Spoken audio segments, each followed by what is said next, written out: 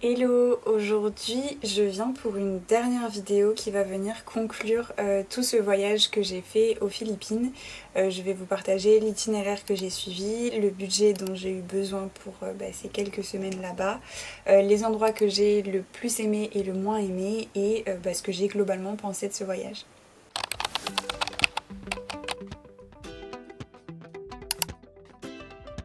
Donc j'ai prévu d'aborder pas mal de choses différentes dans cette vidéo. Si vous ne les avez pas vues, vous pouvez aller voir les vlogs que j'ai postés qui correspondent à chacun des différents endroits où j'ai été entre Singapour et les Philippines. Si c'est la première vidéo que vous regardez sur cette chaîne, moi c'est Amélie, je suis graphiste indépendante au Pays Basque et du coup je suis partie dernièrement pendant 6 semaines aux Philippines pour faire mon activité de graphiste freelance depuis là-bas. J'ai créé cette chaîne YouTube il y a presque un an tout pile pour y partager mon quotidien de graphiste et mon quotidien de freelance pour répondre aux questions que potentiellement les gens se posent quand ils souhaitent se lancer et voilà. Donc cette vidéo aujourd'hui va être pour clôturer le chapitre des Philippines, chapitre que croyez-moi je n'ai pas du tout envie de clôturer, mais je vais pas pouvoir continuer à faire des vidéos sur ce sujet-là pendant 150 ans, donc j'ai décidé de tout regrouper dans une seule et même vidéo pour vous donner toutes les informations dont vous pourriez avoir besoin si jamais c'est un voyage qui vous intéresse. Donc la première chose que je me suis notée, c'est l'itinéraire que j'ai suivi. À savoir que, alors j'en avais parlé dans une vidéo où j'expliquais comment j'ai préparé ce voyage. Tout part des billets d'avion qu'on prend, donc c'est ça qui a conditionné le début de mon itinéraire. Puisque quand on part aux Philippines, on peut atterrir soit à Manille, qui est la capitale, soit à Cebu, qui est, je crois, la deuxième plus grande ville du pays, qui se trouve un petit peu plus au milieu des îles. Et alors je pense que la ville en soi de Cebu n'est pas très intéressante, mais en tout cas l'aéroport de Cebu est peut-être mieux placé pour partir selon les îles qu'on envisage de faire. Donc il y a deux possibilités pour arriver aux Philippines, soit l'aéroport de Manille, soit l'aéroport de Cebu. Et moi dans les combinaisons de vol qui m'arrangeaient, qui correspondaient aux dates où je voulais partir, etc., j'avais choisi de faire un arrêt par Singapour parce que c'était une ville que je connaissais pas et que j'avais envie de découvrir. Il y avait la possibilité en fait soit de faire ça par Bangkok, soit de faire ça par Singapour. Et vu que je connaissais déjà Bangkok, j'ai préféré aller à Singapour. Donc mon trajet, hormis le Cibourg-Paris qui est simplement en France, moi pour pouvoir partir. Donc j'ai fait Paris-Singapour avec une escale à Doha. Je pense qu'il y a des Paris-Singapour directs, juste ça doit être des vols qui sont plus chers et qui sont aussi plus longs. Parce que là le fait de faire Paris-Doha, Doha-Singapour, ça m'a fait 2 vols entre 6 et 8 heures, alors que quand on le fait en une seule fois, ce que je vais faire d'ailleurs pour mon prochain voyage, je pense que ça fait un seul vol un peu long d'un coup, ça doit être autour de 15 heures peut-être. Donc personnellement je suis ok avec le fait de ne pas passer trop de temps à la fois dans un avion, ça me fait... Je peux pas vraiment dire que j'ai peur, mais je suis quand même pas hyper à l'aise. Donc bref, Paris-Doha, Doha-Singapour. Je suis restée une journée à Singapour pour du coup découvrir Singapour. Et le lendemain, j'ai fait Singapour-Manille. Je pensais que j'allais aimer Manille parce que j'adore les grandes villes. J'ai adoré Bangkok, que j'ai trouvé hyper riche, hyper varié, culturellement hyper cool, bref. Et je pensais quand même qu'à Manille, j'allais pouvoir trouver des choses qui me plaisaient et m'intéressaient. Et ça n'a pas du tout été le cas. J'ai détesté Manille comme à peu près tout le monde, je pense. J'ai jamais entendu quelque chose de bien au sujet de Manille. Donc je vais faire partie des gens qui continuent d'alimenter ce message et qui le disent. Ne perdez pas de temps à Manille, ça ne vaut pas le coup, il n'y a rien à y faire, rien à y voir. Vraiment, juste arriver le soir, repartez le lendemain matin, ça suffit. Ouais, j'ai vraiment pas aimé. Moi pour le coup j'y suis restée beaucoup trop longtemps, j'y suis restée qu'entre 4 et 5 jours je crois. Et de Manille je suis partie à El Nido. Je pense que j'avais un vol direct entre Manille et Puerto Princesa, dans mon souvenir en tout cas. Donc Puerto Princesa c'est un des aéroports sur l'île de Palawan. Donc il y a l'île de Palawan, Puerto Princesa au sud et El Nido au nord, et l'île de Coron encore plus au nord. Il y a un aéroport à El Nido et il y a un aéroport à Coron, mais ou Coron, je sais pas. Mais il y a beaucoup moins de vols, ils sont moins nombreux et beaucoup plus chers.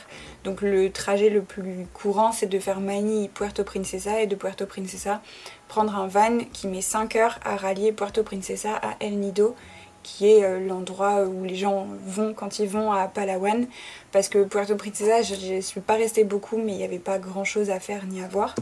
Donc bref, je suis partie sur l'île de Palawan pour aller à El Nido et je n'ai pas été à Coron parce que dans la manière dont j'ai booké mes vols, etc., j'ai été cruche et j'avais que 5 jours ou 6 jours je crois à El Nido, donc j'avais pas assez de temps pour faire un aller-retour à Coron. Sachant que j'ai eu des excellents retours sur Coron, comme quoi c'est vraiment trop bien, trop beau, mais si on fait des tours en bateau, si on reste juste sur l'île de Coron, apparemment il n'y a pas grand chose à voir et à faire. Donc bon, je sais pas trop si je regrette de ne pas y avoir été. En tout cas, El Nido c'était vraiment cool, c'était très joli. Et les tours que j'ai pu faire là-bas, enfin le tour en bateau que j'ai pu faire là-bas était très chouette. Donc El Nido je recommande grandement, juste c'est un peu touristique, il y a beaucoup de Français et c'est surtout très très fêtard. Mais je pense pas qu'on puisse s'attendre à autre chose et on est un peu obligé de faire avec entre guillemets. Donc voilà pour la première île où j'ai été, c'était El Nido, donc l'île de Palawan. Après ça, je suis partie direction Siargao. Pour y aller, je suis retournée du coup en van jusqu'à Puerto Princesa et j'ai pris un vol qui a fait Puerto Princesa Cebu, Cebu, Siargao. Je pense que j'avais quelques heures d'attente à l'aéroport de Cebu, mais il me semble pas que je me sois arrêtée à Cebu à ce moment-là. Et donc voilà, donc je suis partie pour l'île de Siargao qui est une petite île où les gens vont principalement pour surfer, même si j'ai aussi vu des gens qui ne surfaient pas là-bas. Il n'y en avait pas beaucoup, mais il y en avait quand même. C'est très connu pour le surf aux Philippines. Il y a beaucoup d'endroits pour pouvoir prendre des cours, louer du matériel, etc. C'est vraiment une atmosphère très très différente de celle que j'ai vue et connue sur les autres îles. Je pense que j'y retrouve un peu l'atmosphère que j'ai ici chez moi au Pays Basque, donc tout ce côté en lien avec le surf en fait. J'aime pas trop les mots qui sont utilisés pour qualifier cette atmosphère là, mais ouais, c'était quand même assez détendu et enfin moi j'avais l'impression de retrouver un peu de Biarritz. Ça paraît très péjoratif de dire ça. J'avais l'impression de retrouver un peu de Biarritz à Siargao. Alors pas le Biarritz paillettes, etc.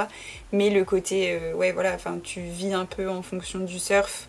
Tu te lèves très tôt le matin, tu vas à l'eau, tu profites, tu te reposes et potentiellement tu recommences l'après-midi. Enfin, c'était vraiment un rythme différent. Il n'y avait pas tout ce côté boutique, consommation. Il y avait beaucoup moins un côté fêtard, même si il y avait quand même moyen de faire la fête sur cette île-là. Et il y avait beaucoup de choses à faire à Siargao. Enfin, en ayant un scooter, c'était vraiment possible de parcourir un peu toute l'île. Et il y a vraiment trop de choses trop cool à faire. Que ce soit des sources, des... Comment ça s'appelle? Pas des cascades, mais enfin... Il y a plein de trucs différents, des lagunes, des mangroves... Enfin, il y a vraiment plein de choses à voir et à faire. C'est très beau. La seule chose, c'est que la météo est vraiment compliquée. Ça, c'est le moins qu'on puisse dire. La météo est très compliquée là-bas, très changeante. Et il faut pas y aller en espérant avoir son meilleur bronzage et se la couler douce à la plage. Parce que c'est pas vraiment une île faite pour bronzer, pour se reposer à la plage, etc. Moi, les jours où j'y étais, il y avait beaucoup de vent, donc c'était pas agréable d'être à la plage. Les plages sont pas immenses et hyper belles. Moi, j'ai même pas réussi à avoir un coucher de soleil à Siargao parce que j'étais jamais au bon endroit au bon moment. Mais n'empêche que c'est, je pense, l'île que j'ai préférée parce qu'il y avait le plus de choses à faire et que l'atmosphère était vraiment cool là-bas. Bref. Et la dernière destination que j'ai fait avant de rentrer, c'était l'île de Boracay, qui je crois est connue quand on s'intéresse en tout cas aux Philippines. Elle est connue parce que c'est une île vraiment pour le coup ultra touristique, que ce soit des touristes européens, d'Amérique du Nord, même d'Amérique du Sud, d'Asie, du Moyen-Orient, enfin il y a des gens de partout, Autant dans les autres endroits c'était plus européen, je crois, autant là vraiment il y avait du monde de partout. Et l'île est pas grande, l'île de Boracay. Enfin, c'est pas l'île de Boracay d'ailleurs, je crois que Boracay c'est une ville. Bref. En tout cas, Boracay c'est très petit et c'est très urbain dans le sens où même le centre, tout est en béton, enfin, c'est des vrais bâtiments. Encore une fois, je trouve que c'est bizarre de dire ça, mais sur les autres îles, il y a beaucoup de trucs qui sont construits en bambou, en bois ou en peu importe, mais en matériaux naturels. Il n'y a pas de sol, c'est de la terre, etc. Enfin, moi, j'ai pas arrêté quand j'étais là-bas de dire que ça ressemblait à Malaga ou à... comment c'est l'autre ville en Espagne? Pas Salou, mais bref. Enfin, en fait, on dirait une station balnéaire espagnole avec juste une plus belle plage. Mais c'est vraiment construit, enfin il y a des restaurants de partout avec de la bouffe de partout, c'est pas du tout philippin. Il y a beaucoup de magasins et même dans les prix on retrouve vraiment des tarifs qui sont adaptés aux touristes parce que les gens savent très bien que quand on est là, on a de l'argent et que donc on peut le dépenser et que enfin voilà, c'est pas du tout des tarifs locaux. Et c'est très différent du coup des autres îles sur lesquelles j'ai été. C'est vraiment la plus touristique, celle où il y avait le plus de monde. Mais malgré tout, c'était quand même sympa parce que y a rien à faire là-bas. Et que du coup, pour se reposer et juste profiter du soleil, d'une eau absolument magnifique et de faire des petites activités tranquilles, c'est quand même une destination très chouette. Et moi, j'ai rencontré beaucoup de monde là-bas avec qui je me suis hyper bien entendue. Et c'est ce que je disais du coup à la fin de mon vlog sur Boracay, je crois, que l'endroit a son importance, mais que les personnes qu'on rencontre ont aussi une importance. Et du coup, je pense que c'est ça qui s'est passé pour moi à Boracay. L'île est très belle, ça je peux pas dire le contraire. Le côté touristique, c'est pas forcément le genre de choses que j'aime le plus, mais le fait d'avoir rencontré des gens avec qui je me suis hyper bien entendue fait que au final j'apprécie quand même cet endroit parce que j'y ai passé des bons moments, j'y ai créé de beaux souvenirs. Et du coup, moi, ça reste un endroit que j'ai adoré, mais ma vision est forcément biaisée par l'expérience que j'ai vécue et du coup, elle n'est pas totalement objective. Donc voilà. Et du coup, de Siargao à Boracay, j'y suis allée avec un ferry de Siargao à Cebu et un avion de Cebu jusqu'à l'île de jusqu'à l'aéroport de Caticlan. Et de l'aéroport de Caticlan, il faut prendre un van, un bateau, un van pour aller jusqu'à l'hôtel. C'est un périple. Mais tous les trajets dans les Philippines sont un périple. Et du coup, ça c'était ma dernière destination. Et à la suite de ça, j'ai refait la même chose qu'à l'aller, mais dans l'autre sens. À savoir, donc de Boracay, prendre un van, un bateau, un van pour aller à l'aéroport de Caticlan.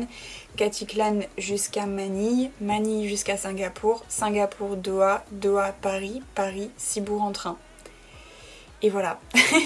Le retour m'a quand même pris vraiment beaucoup de temps et d'énergie parce que forcément quand on est à l'aller, on est hyper impatient d'arriver, on est hyper excité par le voyage donc ça paraît moins dérangeant. Au retour avec la tristesse de la fin du voyage, c'était très long. Mais bon, pas de regret, je sais juste que potentiellement pour les prochaines fois je m'organiserai différemment, à savoir potentiellement mettre des vols le même jour parce que là j'ai voulu tous les séparer d'un jour et ça m'a fait perdre pas mal de temps.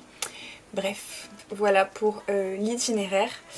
Concernant le budget, je me suis efforcée de garder une trace de toutes les dépenses que j'ai eues pendant la presque totalité de mon voyage. Je crois que j'ai arrêté vers le 5 ou le 6 mars, sachant que je suis rentrée le 12. Donc j'ai fait tout un mois de suivi de budget et c'était assez difficile de quand même réussir à tout noter.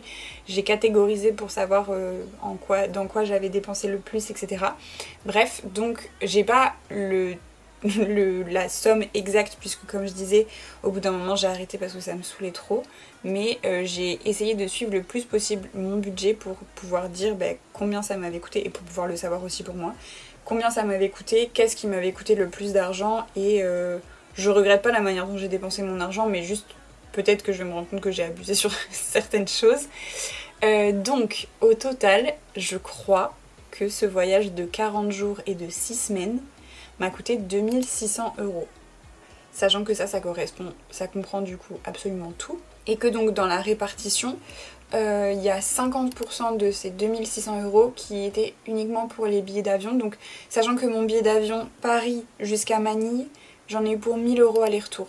Donc sur les 2600 €, il y a 1000 € qui sont uniquement pour ce vol-là aller-retour. Et je me suis noté qu'il y avait 50% du budget total qui était uniquement pour les vols. Donc il y a eu 1000 € pour Paris-Manille. Et après j'ai pris d'autres vols en interne dans les Philippines. Et donc ça a dû représenter à peu près 300 € de ce que je comprends de mes explications à moi-même.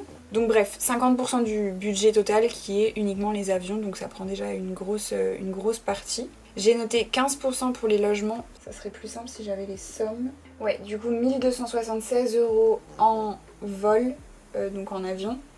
Les logements ils sont là, 384 € pour les 40 jours que j'ai passé là-bas, donc ça fait autour de 10 € la nuit, sachant qu'il y a des nuits où j'avais pas d'hôtel parce que j'ai dormi une nuit sur le ferry, et il y a des nuits où j'étais à l'aéroport, il y a dû en avoir peut-être 2 ou 3.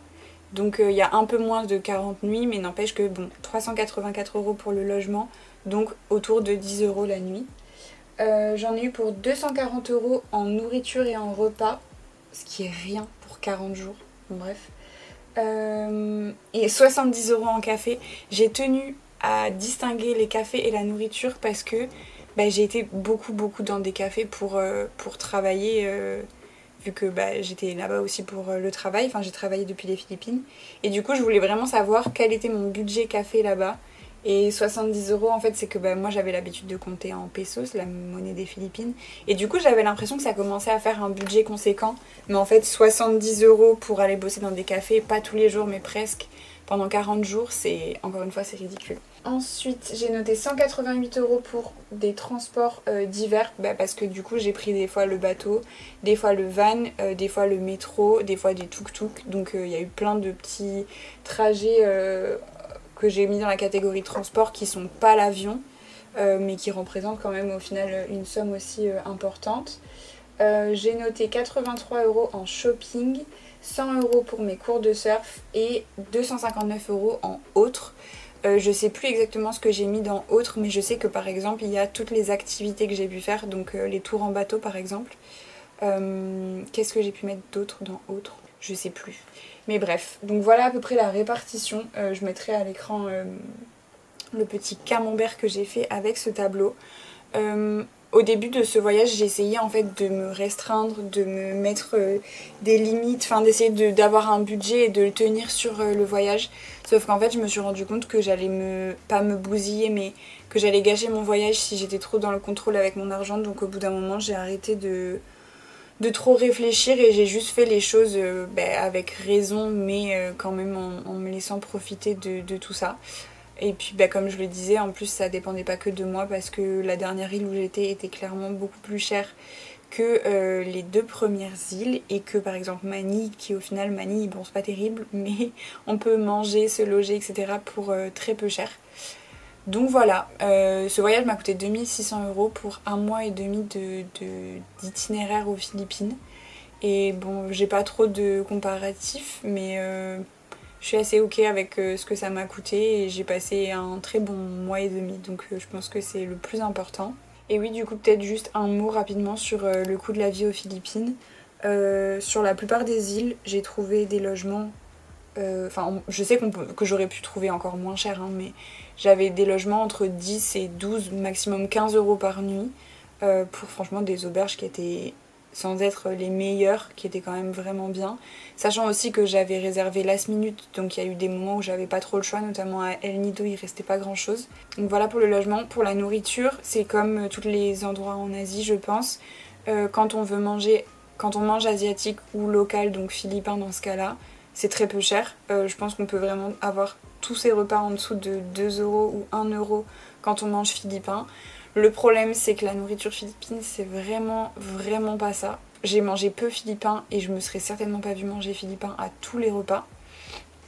Et du coup, dès qu'on veut manger plutôt européen ou européen, en fait, je sais même pas ce que j'ai essayé de dire d'autre, mais bref, dès qu'on veut manger pas asiatique, c'est beaucoup plus cher et du coup, ça se rapproche. En gros, c'est des prix européens, mais légèrement moins chers. Donc un peu, je sais pas, comme au Portugal ou en Espagne, où du coup on va avoir un repas pour 5-6 €. Ouais, 5-6 €, ça fait 500 pesos. Non, un petit peu moins du coup quand même. Ouais, autour de 4-5 € peut-être, un repas, mais un bon repas, hein. Mais voilà, mais du coup on se rend pas trop compte parce qu'on a l'impression que tout est pas cher comparé à en France. Et c'est comme ça au final qu'on se retrouve à dépenser beaucoup parce qu'à force de se dire c'est pas cher, au final tout accumulé, ça fait quand même un petit budget. Donc oui, la nourriture peut être pas chère, mais ça dépend de ce qu'on a envie de manger. Et forcément, au bout d'un moment, même ceux qui veulent manger local, je pense qu'au bout d'un moment, ils en ont un peu marre. Donc voilà, et les transports sont pas très chers. Hormis l'avion, où là, ça dépend, et je le disais tout à l'heure, je me suis mal organisée et j'ai réservé certains trucs trop tard et du coup au niveau des vols par exemple, il y en a que j'ai payé beaucoup trop cher par rapport à ce que ça valait vraiment, mais juste parce que je m'y suis pris trop en dernière minute. Et tous les transports internes du style le bateau ou les cars, les vannes pour faire des transferts, c'est très très peu cher. Le tuk-tuk c'est très peu cher. J'ai aussi fait beaucoup de scooters quand j'étais à Manille et quand j'étais à Chirgao. Et ça coûte pas cher du tout. Enfin vraiment la plupart des courses sont entre 50 centimes, 1 euro, grand maximum 2 euros. Et même quand j'étais à Manille et que j'ai traversé toute la ville pour aller jusqu'à Chinatown, je crois que j'en ai eu pour 3 euros en scooter. Bon après faut pas avoir peur de la mort, mais, mais en tout cas c'est vraiment pas cher. Du coup ensuite je voulais vous parler des endroits que j'ai le plus aimé et de ceux que j'ai le moins aimé. Je pense que de toute façon ça s'est un peu compris si vous avez déjà regardé les vlogs et si vous avez écouté ce que je raconte depuis le début. L'endroit que j'ai préféré largement ça a été l'île de Chirgao. Je l'ai pas précisé d'ailleurs mais moi je suis restée sur la ville de General Luna qui est la plus grande ville de Chirgao et celle où il y a à peu près tout. L'endroit que j'ai préféré c'est Chirgao, j'ai vraiment pu y faire plein de trucs trop cool. J'ai pu faire un surfboat trip pendant toute une journée, aller surfer au large de l'île. Avec des copines, on a loué des scooters, on est allé visiter le Zugba Lagoon toute seule, donc il y avait quasiment personne. On a été dans des sources d'eau ou même chose, on y allait un jour où la météo était hyper changeante, on était toute seule. Enfin, c'était trop cool. Le côté nature et naturel de Chirgao m'a beaucoup plu. J'y allais aussi pour surfer et franchement c'était trop bien. Eux quand ils disent que le spot est bondé, moi je suis vraiment en mode mais vous vous rendez pas compte en fait, venez à la Côte des Basques au mois de juillet, vous allez comprendre ce que c'est que de voir un spot bondé. Mais ouais, enfin, il n'y avait pas tant de monde. Moi j'y suis toujours allée très très tôt le matin, à 6h du matin. Et c'était trop cool et les vagues elles étaient trop bien. Et ça m'a vachement aidée parce que ici du coup en France j'ai un peu peur parce qu'il y a beaucoup de monde et que j'ai tout le temps peur de déranger, de gêner les autres, etc. Et je pense que le fait de prendre des cours là-bas m'a vraiment aidé à reprendre confiance et à avoir envie d'y retourner. Donc là j'ai très très envie d'y aller. Et j'ai eu un très bon prof même s'il était difficile. J'ai eu un prof qui je pense m'a beaucoup aidée. Et donc bref, tout ça pour dire que c'était vraiment très chouette. J'ai rencontré des gens vraiment super sympas là-bas. J'ai été dans des auberges qui étaient très cool. Et ouais non, il y a eu quelques soucis avec Chirgao, notamment la météo et notamment le fait qu'au début j'avais vraiment l'impression qu'on me prenait pour une pigeonne. Mais globalement j'ai adoré cette île et je sais pas si j'arriverai vraiment à y retourner, mais en tout cas j'aimerais vraiment beaucoup pouvoir y retourner sur un plus long moment et même en fait aller que à Chirgao parce que c'est ce que je disais dans une autre des vidéos, mais pour moi c'est vraiment un rythme qui est hyper envisageable sur le long terme, c'est-à-dire que je me verrais vraiment y être, y rester, y travailler et en fait pas être en mode touriste à vouloir visiter etc, juste vivre là-bas parce que la vie là-bas est vraiment super agréable. Donc voilà pour l'endroit que j'ai préféré. Au niveau des bonnes adresses, je réfléchis à quel est le meilleur moyen de vous en donner. À Chirgao, je vois que là j'avais noté le premier hostel où j'étais qui s'appelle je crois Balai Alahai Hostel, quelque chose comme ça. Ça c'était la première auberge où j'étais. La deuxième où j'ai été c'était Kawili, mais j'ai préféré Balai Alahai. Au niveau des adresses, alors à Chirgao au niveau bouffe il y en avait vraiment beaucoup. Je vais être obligée de rouvrir mon plan. Ouais, au niveau des restaurants, je me rappelle d'un qui était très très bon, c'était Natribu. Je vois sur le plan Kermit, c'est là où j'ai été pour avoir une pizza qui était plutôt pas mal. Curvada, c'était un restaurant philippin qui était cool, enfin un genre de buffet à volonté, mais pas vraiment à volonté, faut se méfier de ce qu'ils appellent buffet à volonté. Il y avait Cosmic où j'ai eu des super bonnes pâtes au beurre de cacahuète. Et je cherche un autre qui était pour le petit-déj, comment ça s'appelait ? Ça c'était pour Chirgao, pour El Nido. J'ai pas trop de bonne adresse à El Nido. Non, à la limite juste... alors la première auberge où j'ai été, je l'ai détestée. Elle s'appelait Big Paul Hostel. J'ai pas aimé du tout, c'était beaucoup trop axé sur la fête. Et le deuxième par contre était très sympa et il s'appelait El Gordo Seaside Adventure Lodge. Je m'en serais jamais souvenu. Mais c'était vraiment très cool cet endroit-là. Et ouais, je le recommande, la vue était vraiment très cool et les gens, les propriétaires étaient très sympas aussi. Et à Nido, non, je crois pas que j'ai trop d'autres endroits. J'avais pris un brunch sympa, mais franchement, je pense que c'est à peu près partout pareil. Et pour Boracay, même chose, l'hostel où j'ai été qui s'appelait le Happiness Hostel était vraiment vraiment cool. J'ai mangé un très bon ramen mais qui était très cher donc je sais pas si c'est une bonne adresse. Ouais si, après il y avait un petit fast food dans la rue qui était cool mais bon en fait je sais pas si ça vaut le coup que je donne des adresses là-dessus. Mais en tout cas les hostels que j'ai fait étaient très sympas. Même chose à Singapour, j'ai fait 2 hôtels capsules et le premier était très bien, le deuxième était nul. Mais le premier s'appelait Galaxy Pods et il était près de la rivière et il était vraiment bien. C'est particulier hein, comme délire, mais moi perso j'ai apprécié d'avoir un peu ce côté cocon fermé pour dormir. Et voilà, et l'endroit que j'ai le moins aimé, sans surprise, c'est Manille. Même si sincèrement j'ai pas passé beaucoup de temps à Cebu, mais je pense que Cebu c'est vraiment pas terrible non plus. Mais voilà, Manille, j'ai rien aimé.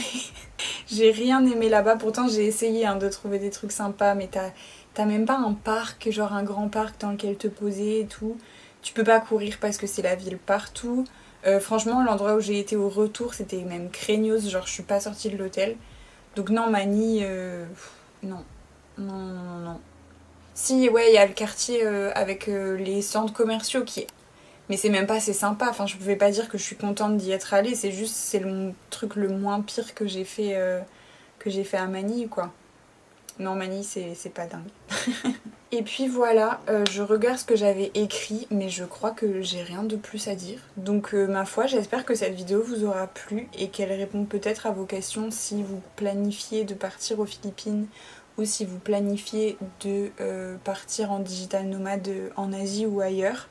Je pense que je vais essayer de faire une vidéo sur le fait d'être digital nomade, enfin du coup de travailler depuis l'étranger, comment ça s'organise, comment ça se prépare, comment ça se passe, etc. Quels sont les avantages, les inconvénients, les contraintes, machin. Je pense que j'essaierai de faire une vidéo à ce sujet-là. Dites-moi si ça vous intéresserait que je le fasse ou non. Et si vous avez des questions sur ce sujet-là aussi, n'hésitez pas à me les mettre en commentaire pour que je puisse y répondre quand je ferai cette vidéo-là. En tout cas, voilà, normalement c'est la dernière vidéo sur les Philippines. Sachez que ça me brise le cœur parce que ce voyage était extraordinaire. Mais voilà, toutes les bonnes choses ont une fin. Et je suis très très très très contente des semaines que j'ai passées là-bas, même si ça n'a pas été facile, marrant tous les jours, il y a eu des moments compliqués. Mais globalement ce que je retiens c'est que du positif et c'est ça le plus important. J'ai rencontré des gens incroyables, j'ai vécu des choses incroyables et j'ai passé des moments avec moi-même aussi incroyables.